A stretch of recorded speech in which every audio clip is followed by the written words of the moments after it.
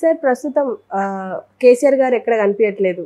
అయితే కొన్ని వార్తలు ఎలా వస్తున్నాయంటే నల్గొండ సభ తర్వాత ఎక్కడ కనిపించలేదు. సో రాజకీయాల నుంచి తప్పుకుంటున్నారా అనే ఒక వార్త వైరల్ అవుతుంది. దీని గురించి ఏమంటారు మీరు? నిన్న కూడా రేవంత్ రెడ్డి మాట్లాడుతూ ఒక సవాల్ విసిరాడు కేటీఆర్కి. నీకు దమ్ముంటే నువ్వు కానీ మీ అయ్య కానీ ఒకే ఒక సీటు ఎంపీగా గెలవండి చూద్దాం అని. ఆ స్థాయిలో ఎలా ఇవ్వగలిగాడు ఆయన? ఎందుకంటే బీఆర్ఎస్ ఏమి మరీ ఘోరమైన పెర్ఫార్మెన్స్ ఏం చేయలేదు. దాదాపు 1.8% తేడాతో ఓడిపోయింది అంతే పర్సంటేజ్ చూసుకున్నప్పుడు లాస్ట్ ఎలక్షన్లో. కానీ అంత ధైర్యం ఎక్కడి నుంచి వచ్చింది రేవంత్ రెడ్డికి? ఒక్క సీటు కూడా గెలవలేరు అని చెప్తున్నాడు ఓపెన్గా అనేది ఒకటి. రెండవది, కేసీఆర్ గత ఎలక్షన్లో అయినాక దాదాపు 2.5 నెలలు అయిపోయింది. ఇప్పటి వరకు కూడా ఆయన ఒకే ఒకసారి మాత్రమే ఆ సభలో కనిపించాడు. అది కూడా అంత పేలవంగా ఉంది తప్ప రెగ్యులర్ కేసీఆర్ కైండ్ ఆఫ్ లేదు. తర్వాత చెలో మేడిగడ్డ మేము కూడా పిలిపిస్తామని చెప్పాడు. అందరూ ఏమనుకున్నారంటే ఇప్పటి నుంచి ఈయన యాక్టివ్ అయిపోతున్నాడు, మేడిగడ్డకు కూడా ఈయన ఆధ్వర్యంలో వెళ్ళబోతున్నారు ఎమ్మెల్యేలు, మిగతా వాళ్ళు, కార్యకర్తలు అనుకున్నారు. కానీ అదేం జరగల. ఇప్పుడు కేటీఆర్ సడన్గా మార్చి 1న చెలో మేడిగడ్డ పిలిపించారు. 150 మంది నుంచి 200 మంది బీఆర్ఎస్ నాయకులు అక్కడికి వెళ్తారని కేటీఆర్ చెప్తున్నాడు. మరోవైపు ఇప్పటివరకు ఆయన అసెంబ్లీకి రాలే, ఓన్లీ వచ్చి ప్రమాణ స్వీకారం చేసి వెళ్ళిపోయాడు. అది కూడా చాలా ఆలస్యంగా వచ్చి చేశాడు. సరే, మధ్యలో ఆయనకి యాక్సిడెంట్ అయి పడ్డాడు కింద. అది చెయ్యి, కాలు, తుంటి ఫ్రాక్చర్ ఇవన్నీ అయినా కూడా మామూలుగా అయితే కేసీఆర్ ఎక్కడున్నా కూడా ఆయన అందరినీ పిలిచి మాట్లాడడం ఇవన్నీ చేయాలి. అది 1-2 మీటింగ్స్ ఏవో పెట్టాడు. దాని తర్వాత ఎందుకు సైలెంట్ అయిపోయాడు? యాక్చువల్గా రేవంత్ రెడ్డిని వాటర్ దీంట్లో ఇరికించడం కోసం గట్టిగా ఆయన చేయబోతున్నాడు, ఇవన్నీ కూడా వచ్చాయి. కానీ సడన్గా మళ్ళీ సైలెంట్ అయిపోయాడు. ఒక వార్త ఏమనబడిందంటే ఆయన ఈ మంత్ 22 లోపల ఢిల్లీ వెళ్ళబోతున్నాడని, అక్కడ మోడీని కలవబోతున్నాడని ఒక వార్త వైరల్ అయింది. అప్పుడు అందరూ ఏమనుకున్నారంటే బీఆర్ఎస్ బీజేపీ కలుస్తుందా అనేది అనుకున్నారు. కానీ మోడీ అపాయింట్మెంట్ ఇవ్వలేదు. అప్పుడు మళ్ళీ ఇంకొక వార్త ఏం బయటకు వచ్చిందంటే మోడీ వ్యూహం మారింది తెలంగాణలో. గతంలో బీఆర్ఎస్తో ఉన్నమాట నిజమే, కానీ తర్వాత వ్యూహం మారింది. ఎందుకంటే అది బలహీనంగా ఉంది బీఆర్ఎస్. ఇప్పుడు కానీ బీఆర్ఎస్ని మనం దెబ్బ కొట్టగలిగితే, కాంగ్రెస్తో కలిసి ఇండైరెక్ట్గా దెబ్బ కొట్టగలిగితే బీఆర్ఎస్ వీక్ అయిపోతుంది. అప్పుడు ఆ ప్లేస్లోకి బీజేపీ రావచ్చు. నెక్స్ట్ బీజేపీ బలంగానే పెరిగి ఈ బీఆర్ఎస్ కానీ దారుణంగా ఓటమి చూస్తే అప్పుడు బీఆర్ఎస్ నుంచి ఎమ్మెల్యేలను కూడా కొంతమందిని తాము తీసుకోవచ్చు. దీన్ని కాంగ్రెస్ని కూడా చీల్చవచ్చు. ఎందుకంటే కాంగ్రెస్లో రేవంత్ రెడ్డికి వ్యతిరేక వర్గం అతని చుట్టూనే ఉంది. పైకి ఇప్పుడు విధి లేదు కాబట్టి అతనితో మంచిగా ఉంటున్నారు. కానీ వాళ్ళందరూ కూడా లోపల ఛాన్స్ వస్తే బయటకు వచ్చేవాళ్ళు. ఎందుకంటే ఇంతకంటే స్ట్రాంగ్గా ఉన్నది శివసేన. కానీ శివసేనని చీల్చగలిగారు. అక్కడ షిండేని బయటికి తీసుకొచ్చి ఏకనాథ్ షిండేని చీల్చగలిగారు.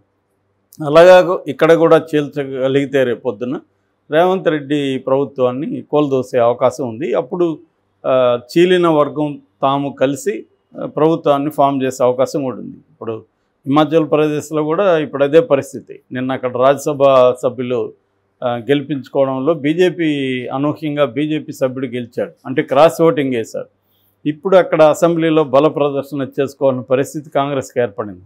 కాంగ్రెస్ ప్రభుత్వం అక్కడ కుప్పకూలే పరిస్థితి కనిపిస్తూ ఉంది. ఉన్నదే వాళ్ళకి 3 రాష్ట్రాలు, ఇటు తెలంగాణ, కర్ణాటక, హిమాచల్ ప్రదేశ్. అది కూడా జారిపోయే అవకాశం కనిపిస్తుంది. సో బీజేపీ ఏం చేస్తుందంటే ప్రతి రాష్ట్రంలో కూడా ఏమాత్రం బలహీనంగా ఒక పార్టీ అధికారంలో ఉంటే ఆ పార్టీని విచ్ఛిన్నం చేసి, ఆ పార్టీని చీల్చి తాము అక్కడ ఫామ్ చేయడం. ఆ విధంగా కాంగ్రెస్ యూనిక్గా కాంగ్రెస్ ప్రభుత్వం కానీ, కాంగ్రెస్తో ఉన్న ఇతర ప్రభుత్వాలను కానీ అది కూలదోడు. బీహార్లో నితీష్ కుమార్ని లాగేశారు. తర్వాత హేమంత్ సోరెన్ జార్ఖండ్లో ఆయన అరెస్ట్ చేసి జైల్లో పెట్టి అక్కడ కూడా కొంత అస్తవ్యస్త పరిస్థితులను క్రియేట్ చేశారు. ఇలాగా బీజేపీ స్టాండ్ ఇక్కడ మారింది. దాంతో ఇప్పుడు ఏమవుతుందంటే రేవంత్ రెడ్డికి ఫుల్ సపోర్ట్ ఇస్తున్నారు ఇండైరెక్ట్గా, స్కాముల్ని బయటికి తీసుకురావడం. లేటెస్ట్గా కాగ్ ఒక విషయాన్ని బయటపెట్టింది. అదేంటంటే 3,00,000 కోట్లు అవినీతి ఇర్రెగ్యులారిటీస్ అని చెప్పింది. ఇర్రెగ్యులారిటీస్ అంటే దానికి ప్రాపర్గా ప్రొజెక్ట్ చేయలేదు. 3,00,000 కోట్లు ఇర్రెగ్యులారిటీసు ఈ 10 ఏళ్లలో జరిగాయి అనేది బయటపెట్టింది. సో అందులో ఏవేవి ఉన్నాయి? కాళేశ్వరం ప్రాజెక్ట్ ఉంది, గొర్రెల స్కామ్ ఉంది, మెట్రో స్కామ్ ఉంది, తర్వాత ఎలక్ట్రిసిటీ స్కామ్ ఉంది, ప్రగతి భవనం, సెక్రటేరియటు, ఇవన్నీ ఉన్నాయి. సో ఇప్పుడు ఒకవైపు రేవంత్ రెడ్డి అగ్రెసివ్గా వస్తున్నాడు. కాళేశ్వరం ప్రాజెక్టు మీద ఆల్రెడీ సిట్టింగ్ జడ్జికి ఆయన ఆహ్వానించాడు, సిట్టింగ్ జడ్జి ఎంక్వైరీకి. ఇంకొక పక్క విజిలెన్స్ నివేదిక కూడా ఇచ్చింది, అందులో ఇర్రెగ్యులారిటీస్ ఉన్నాయని చెప్తున్నారు.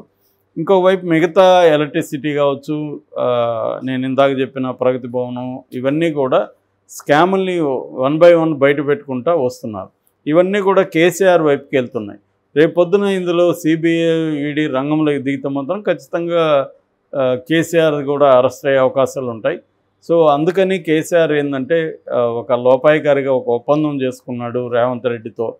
నేను ఇంకా రాజకీయాల్లోకి రాను, సో నన్ను మీరు కేసులు పెట్టి వేధించకండి అనే ఒక ఒప్పందం చేసుకుంటున్నాడు. అందుకే గుడ్ బై చెప్తున్నాడు కేసీఆర్. అందుకని అసెంబ్లీలేమో కంప్లీట్గా హరీష్ రావే బాధ్యత తీసుకొని అతను పనిచేస్తుంటే, బయటేమో కేటీఆర్ బాధ్యత తీసుకొని బీఆర్ఎస్ని నడుపుతున్నాడు. కేసీఆర్ ఎక్కడ లీడు?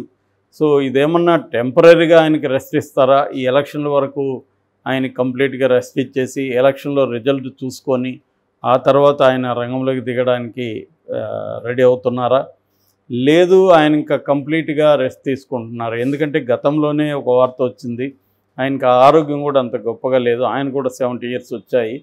సో ఆయనకి ఇప్పుడు చంద్రబాబు కూడా 70 దాటింది, కానీ ఆయన ఆరోగ్యపరంగా చాలా స్ట్రాంగ్గా ఉంటాడు. ఆ మధ్య ఏదో జైల్లోంచి బయటికి రావడానికి ఏదో ఆరోగ్యం మీద మాట్లాడారు, కానీ మామూలుగా అయితే ఆయన strong body and strong mind also. ఈయనకి అటువంటి డిసిప్లిన్ లేదు లైఫ్లో కేసీఆర్ ఫిజికల్గా. సో అందువల్ల ఆరోగ్యం అంత ఇదిగా లేదు. సో మామూలుగానే ఆయన బలహీనంగా ఉంటారు. సో ఈ కాంటెక్స్ట్లో ఆయన కేటీఆర్ను సీఎం చేసి తాను బయటకు వెళ్దామనేది ఎప్పటి నుంచో అనుకున్నారు. అయితే అది ఫలించలేదు. నేషనల్ పాలిటిక్స్లోకి వెళ్దాం అనుకున్నాడు, కానీ అది జరగలేదు. సో ఆ తర్వాత ఎక్కడ కేటీఆర్ నేను వీక్ అయిపోయానని ప్రచారం వస్తుందని గట్టిగా ఖండించాడు కూడా. కానీ ఇప్పుడు మళ్ళీ ఒక వార్త వైరల్ అవుతుంది. అదేంటంటే కంప్లీట్గా కేసీఆర్ గుడ్ బై చెప్పేస్తున్నాడు రాజకీయాలకి.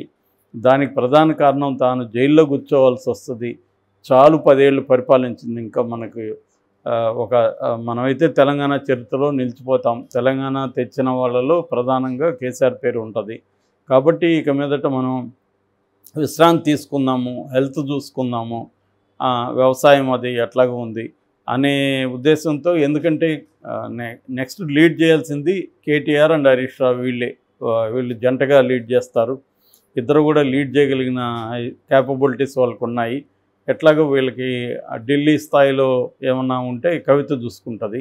సో ఇలాగా ఈ ముగ్గురు బలంగా ఉంటే కేడర్ మళ్ళీ వస్తుంది. ఎట్లాగో రేవంత్ రెడ్డి మీద ఖచ్చితంగా వ్యతిరేకత వస్తుంది, వాళ్ళు చెప్పినవన్నీ కూడా అమలు చేయలేరు అన్న దీంతో ఆలోచిస్తున్నట్టుగా తెలుస్తుంది. ఏదేమైనా ఉండే ఆయన వెనకుండి వీళ్ళని గైడ్ చేస్తారు తప్ప క్రియేటివ్ పాలిటిక్స్లోకి ఆయన ఇక యాక్టివ్గా రాకపోవచ్చు అనే ఒక వార్త అయితే వైరల్ అవుతుంది. మరి ఇది కావాలని కాంగ్రెస్ లేదా బీజేపీ క్రియేట్ చేస్తున్నాయా, లేకపోతే నిజమా అనేది తేలాలంటే ఇంకొంతకాలం వెయిట్ చేయాలి. కాకపోతే ఏంటంటే దీనికి బలం చేకూరుస్తూ ఆయన సైలెంట్గా ఉంటున్నాడు. ఇప్పుడు ఈ మేడిగడ్డ March 1 కూడా ఆయన వస్తున్నాడు రాలేదని ఇప్పటివరకు చెప్పలేదంటే రాడనే కదా అర్థం. లేదంటే కేసీఆర్ ఆధ్వర్యంలో వెళ్తామని చెప్పేవాడు కదా కేటీఆర్. సో దానికి కూడా రాకుండా ఎటువంటి ఉద్యమాలకి ఆయన రెడీ కాకుండా కనీసం మీడియాతో ఆయన మీడియా సమావేశాలు చాలా ఎఫెక్టివ్గా ఉంటాయి, చాలా వైరల్ అవుతాయి, చాలా వ్యూస్ ఎక్కువ ఉంటాయి. అటువంటిది ఆయన ఇప్పటివరకు మీడియా సమావేశం ఒకటి పెట్టి అసలు ఓటమికి కారణాలు ఏంటి, తమ ప్రభుత్వంలో ఏం జరిగింది, ఇప్పుడు ప్రభుత్వంలో ఏం జరుగుతుంది, ఇవన్నీ ఆయన ఏ రకంగానూ మాట్లాడలేదు.